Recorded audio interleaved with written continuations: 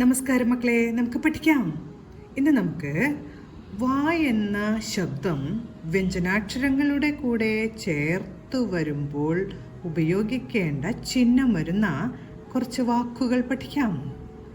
ആദ്യം പഠിക്കുന്ന വാക്ക് സ്വ പ ന. പായുടെ മുകളിലാണ് ചന്ദ്രക്കല, അതുകൊണ്ട് തൊട്ടടുത്തുള്ള അക്ഷരവും കൂടെ ചേർത്ത് വേണം ഉച്ചരിക്കാൻ. പ്ന, സ്വപ്ന. അടുത്ത വാക്ക് സ്വർണം, സ്വർണം, സ്വർണം. അടുത്തത് സ്വകാര്യം, സ്വകാര്യം, സ്വകാര്യം. സായുടെ കൂടെയാണ് വായുടെ ശബ്ദം വരുന്ന ചിഹ്നം ചേർത്തിരിക്കുന്നത്. സ്വകാര്യം. അടുത്തത് ത്വക്ക്, ത്വക്ക്, ത്വക്ക്. അടുത്തത് സ്വരൂപം, സ്വരൂപം. അടുത്ത വാക്ക് അപസ്വരം, അപസ്വരം, അപസ്വരം. അടുത്ത വാക്ക് ആശ്വാസം, ശ്വാസ്. ഷായുടെ കൂടെ വായുടെ ശബ്ദവും കേൾക്കുന്നുണ്ട്, കൂടെ ആ എന്ന ശബ്ദവുമുണ്ട്. അപ്പോൾ ശ്വ എന്ന് എഴുതിയ ശേഷം ആയുടെ ചിഹ്നം വരച്ചിരിക്കുകയാണ്.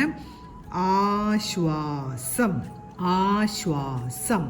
അടുത്ത വാക്ക് ശ്വാനൻ, ശ്വാനൻ. അടുത്തത് ആഹ്വാനം, ആഹ്വാനം, ആഹ്വാനം. അടുത്ത വാക്ക് ക്വാറി, ക്വാറി, ക്വാറി. അടുത്ത വാക്ക് സ്വിച്ച്, സ്വിച്ച്, സ്വിച്ച്. സ്വി എന്ന അക്ഷരത്തില് സായുടെ കൂടെ വായുടെ ശബ്ദം ചേർന്ന് ഉച്ചരിക്കുന്നുണ്ട്, അതുകൊണ്ട് സായെ വായുടെ ശബ്ദം വരുന്ന ഈ ഒരു ചിഹ്നം ചേർത്ത് എഴുതി. സ്വായി. അതിനുശേഷം ഇ എന്ന ശബ്ദം വരാനായി ഈയുടെ ചിഹ്നം കൂടെ ചേർത്തു. Switch, switch. അടുത്തത് സ്വീകരിച്ചു. സ്വീ എന്ന ശബ്ദം വരാനായി സായുടെ കൂടെ വായുടെ ശബ്ദമാണ് ആദ്യം ചേർത്തത്, അപ്പൊ സ്വ എന്ന് ഉച്ചരിച്ചു.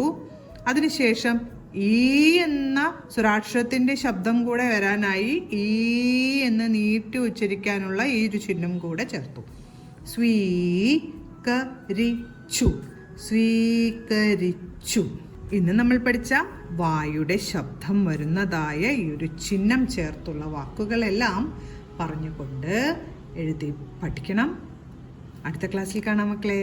നമസ്കാരം.